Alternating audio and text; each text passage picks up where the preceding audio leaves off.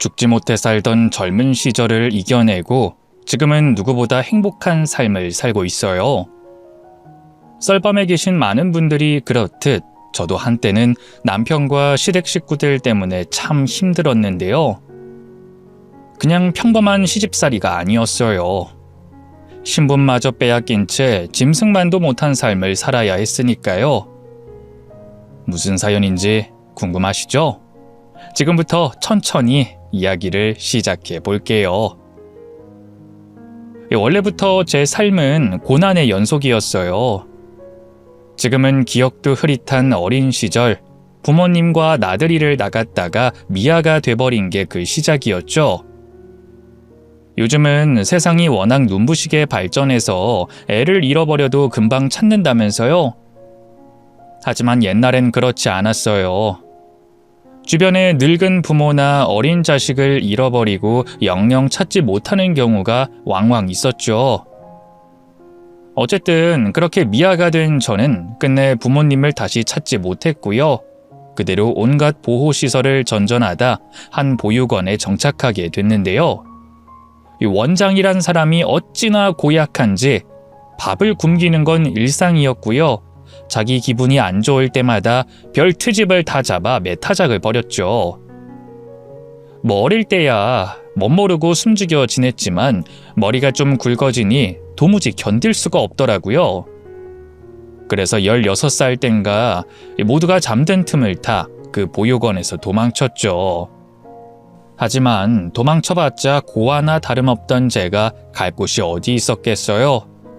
이리저리 방황하다 역 앞에 자리를 잡고 국어를 시작했죠.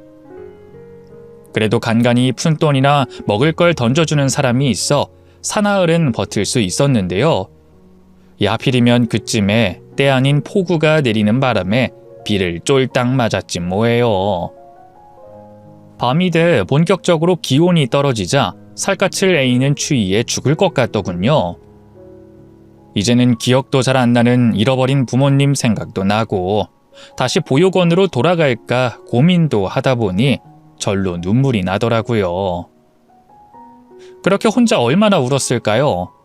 갑자기 머리 위에서 낯선 남자의 목소리가 들려오더군요. 예, 너 왜 이렇게 혼자 울고 있어? 부모님은? 머리가 반쯤 하얗게 센 아저씨였어요. 남루한 점퍼 차림에 험상궂은 얼굴이 딱 봐도 수상해 보였죠. 제가 잔뜩 경계하며 도망가려 하자 아저씨가 황급히 다시 입을 열었어요. 아저씨 이상한 사람 아니야. 너 딱 보니까 오랫동안 굶은 것 같은데 아저씨가 국밥 한 그릇 사줄까? 그냥 무시했어야 하는데 일주일간 먹은 것이라곤 물 약간과 김밥 한 줄뿐이던 제게 그 말은 너무나 유혹적이었어요. 결국 못 이기는 척 그 아저씨를 따라 허름한 국밥집으로 자리를 옮겼죠. 허겁지겁 국밥을 삼키는 제게 아저씨는 어디 사냐, 몇 살이냐 등 제 신상 명세를 꼬치꼬치 캐물었어요. 순진했던 저는 국밥 한 그릇에 마음이 풀어져 제 지난 과거를 빠짐없이 털어놓고 말았죠. 그러자 아저씨가 갑자기 좋은 일자리를 하나 소개해주겠다고 하더군요. 좋은 일자리요? 저처럼 어린애한테요? 아이 그래. 그건 어려도 할 수 있는 일이야. 잠자리도 제공해주고 밥도 주고 돈도 주는 아주 좋은 곳이라고. 너 완전 운 좋은 줄 알아. 어디 가서 이런 일자리 못 구한다. 무슨 일 하는 건데요? 별거 아니여. 그냥 농사일 좀 거들어주는 거지.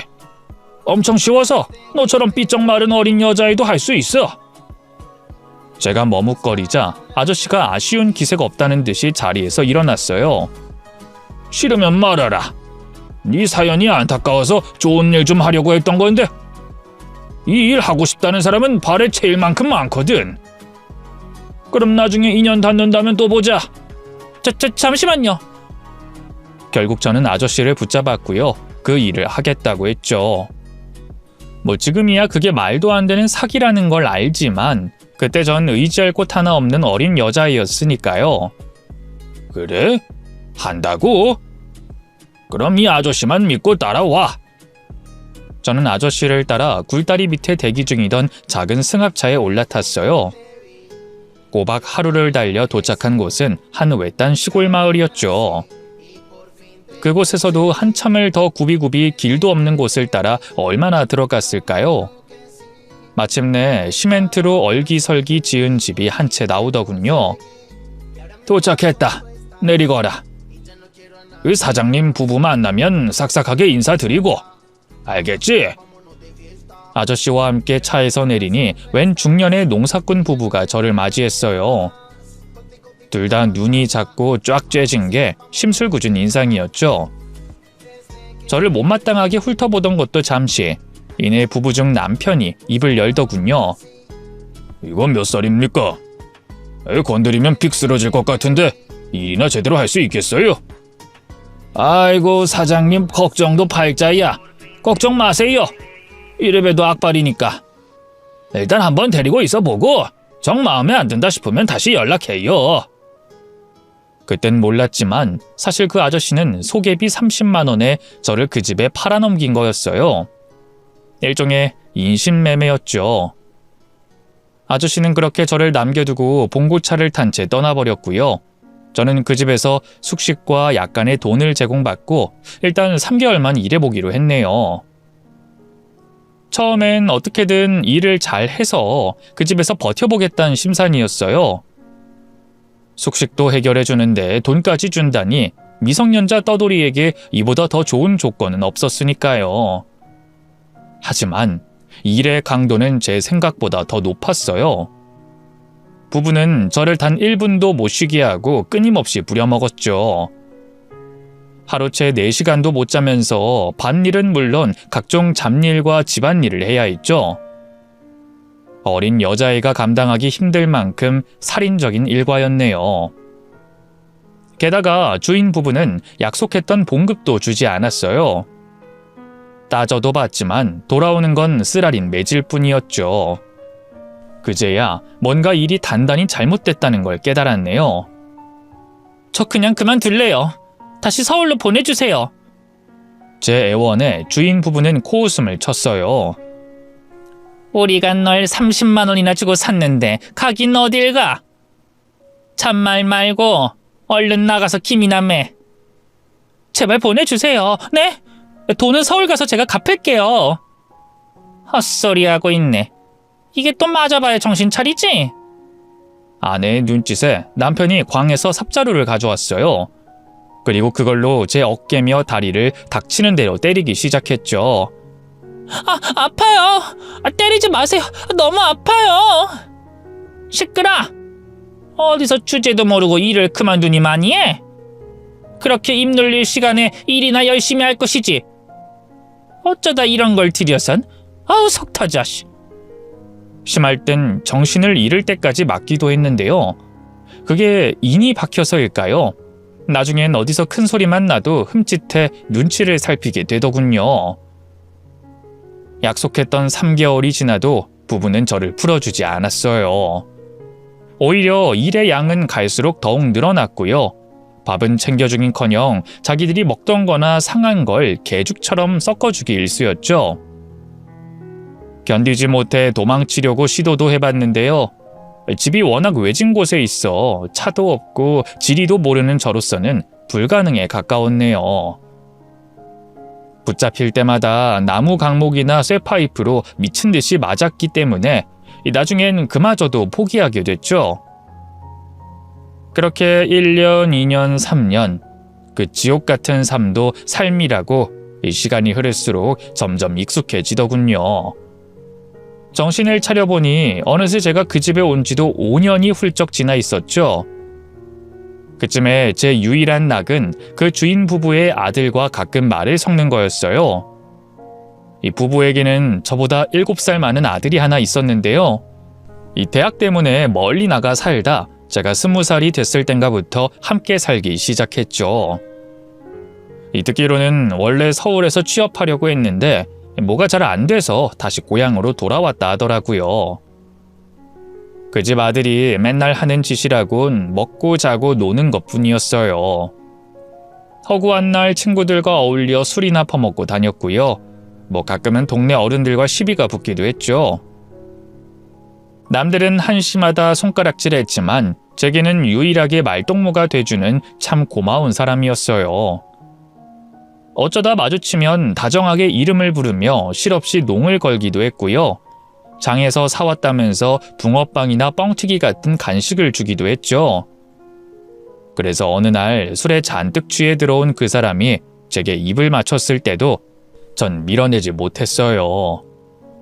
제가 그 사람을 사랑하고 있었던 건진 잘 모르겠어요. 어쨌든 제게 유일하게 따뜻하게 대해주던 그 사람을 밀어내고 싶지 않았던 것 같아요. 함께 하룻밤을 보낸 뒤로 그 사람은 더욱더 제게 다정해졌어요. 저를 몰래 읍내로 데리고 나가 새 신발을 사주기도 했고요. 처음으로 극장에서 같이 영화를 보기도 했네요. 시간이 흐를수록 저는 점점 더 그 사람에게 마음을 주게 됐고요.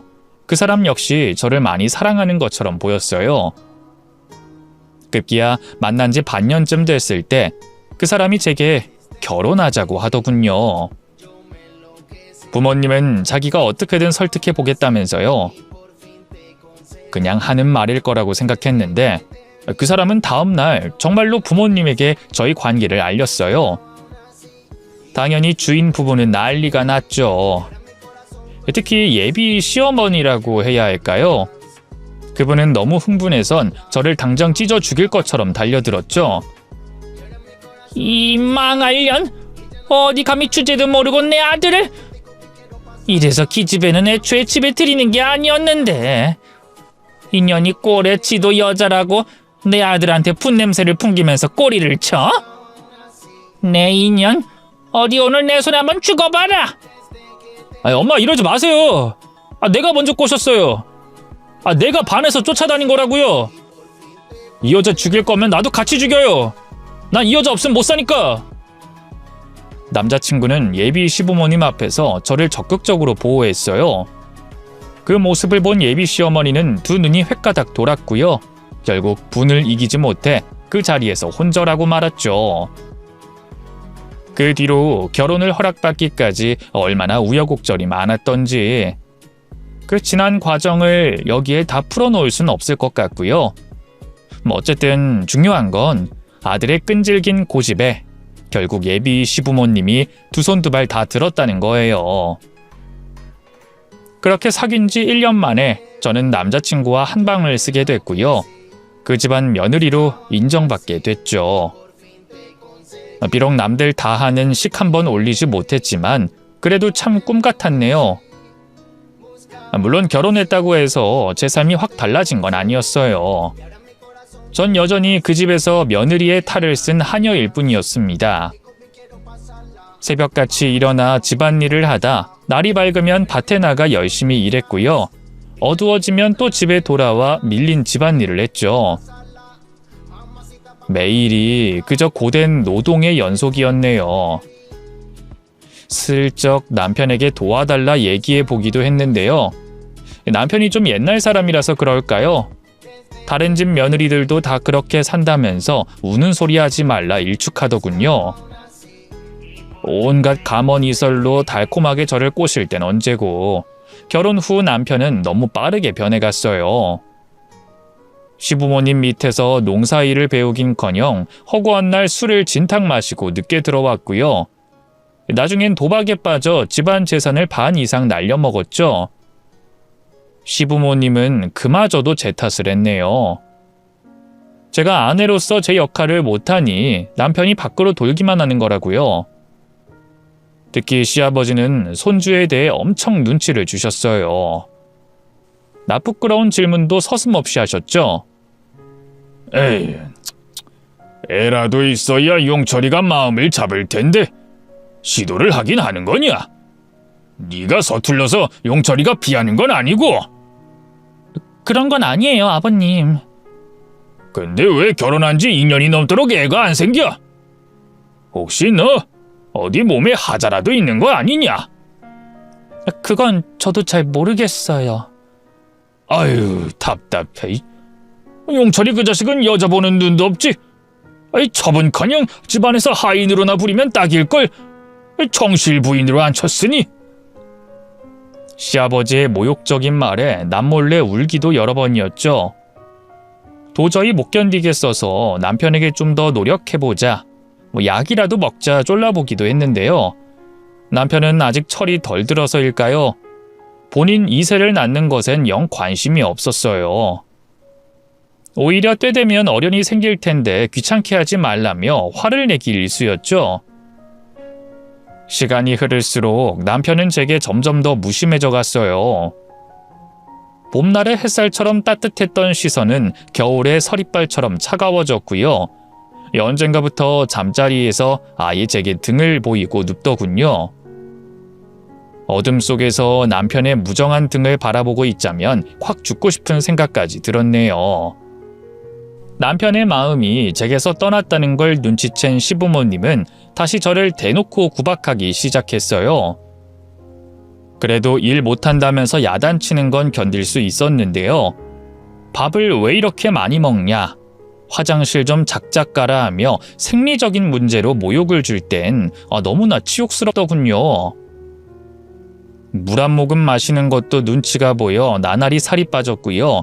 화장실도 제때 못 가 방광염을 달고 살았죠. 그래도 시부모님과 남편이 제 유일한 가족이었기에 참고 살았는데 끝내 그들은 제 믿음을 배신하고 말았습니다. 원래 저희 시댁 반경 5km 내엔 아무도 살지 않았는데요.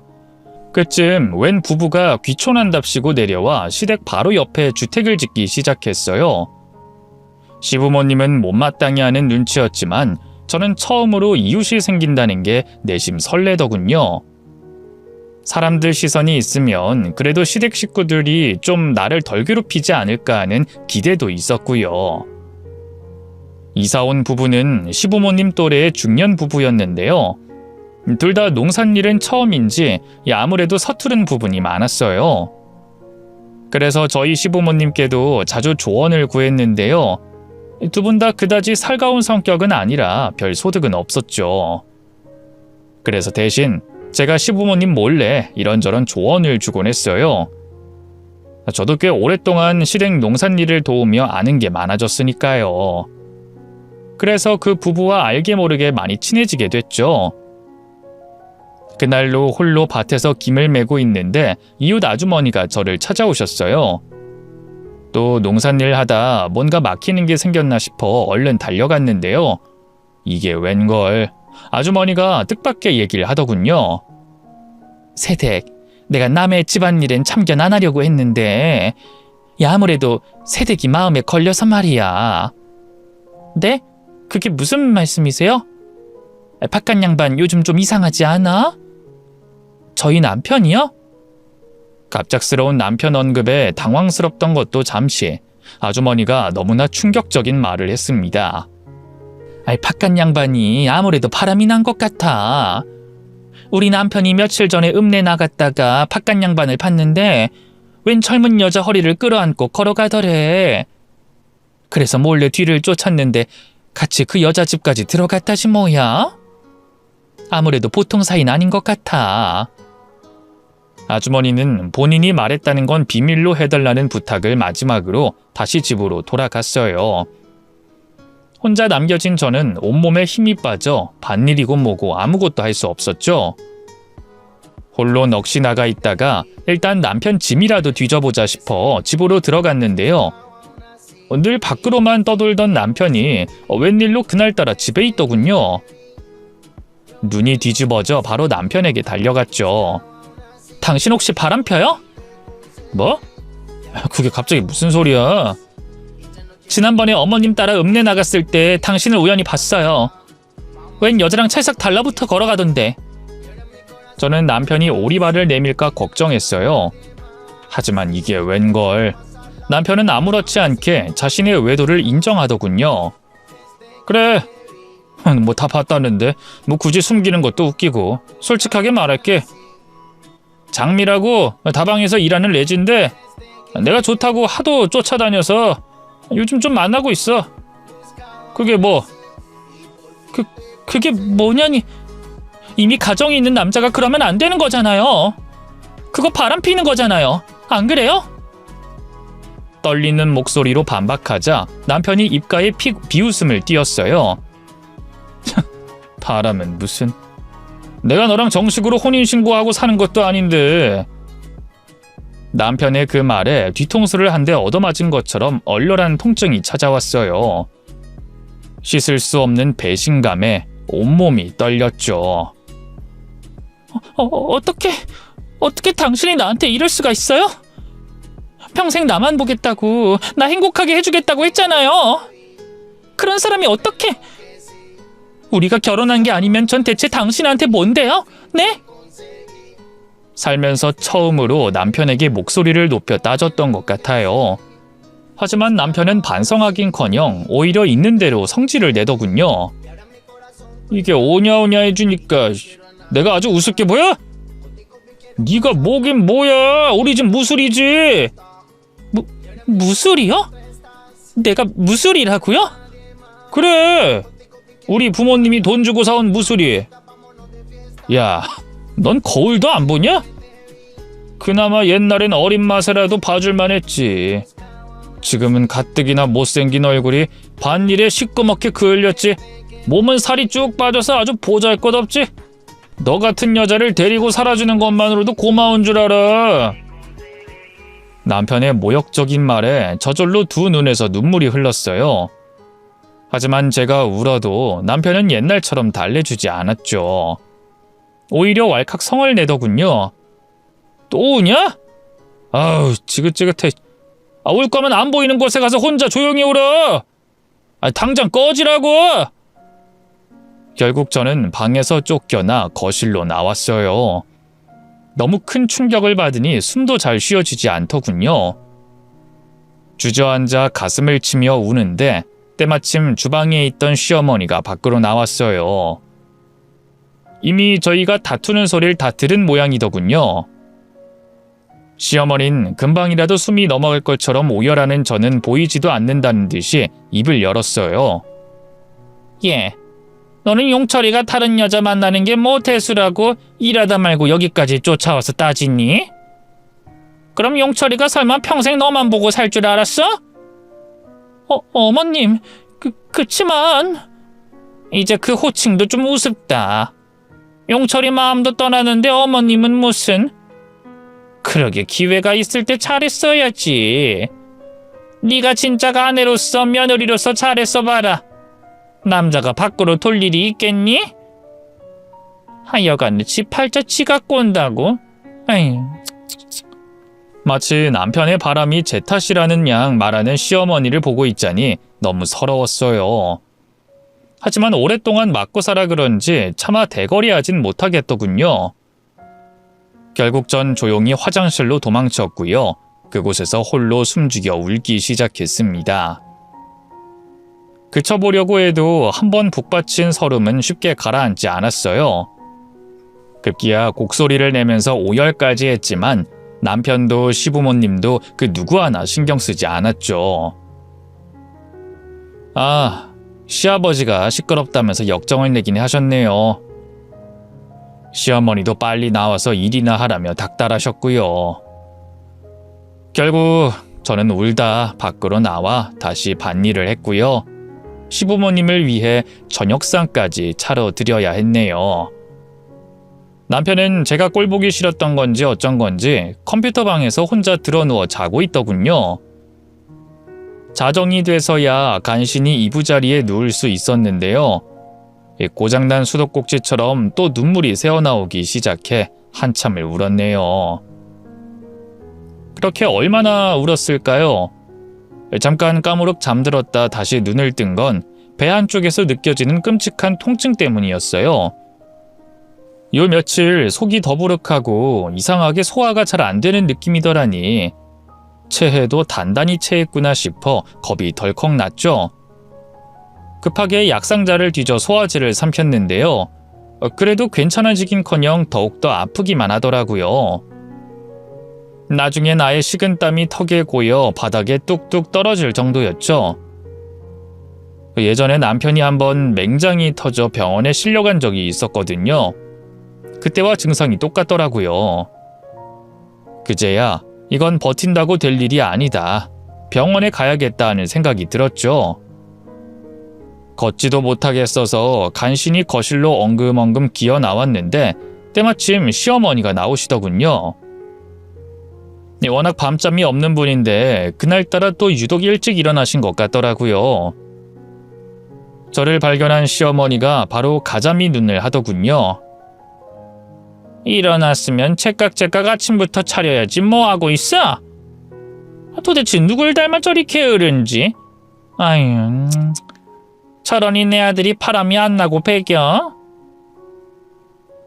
서러움이고 뭐고 당장 배가 너무 아파 아무 생각도 들지 않았어요.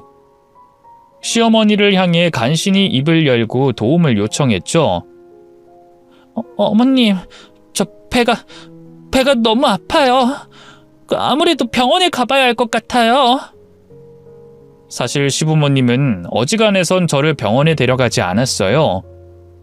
제가 어디가 어떻게 아프든 집에 있는 비상약으로만 해결하려 했죠. 그러다 딱 한 번 엄청 독한 감기에 걸려 사경을 헤맸던 적이 있는데요. 그때 남편 사촌 누나 중에 저와 나이가 비슷한 분이 한 분 계셔서 그분의 건강보험을 빌려다가 병원에 갔었네요.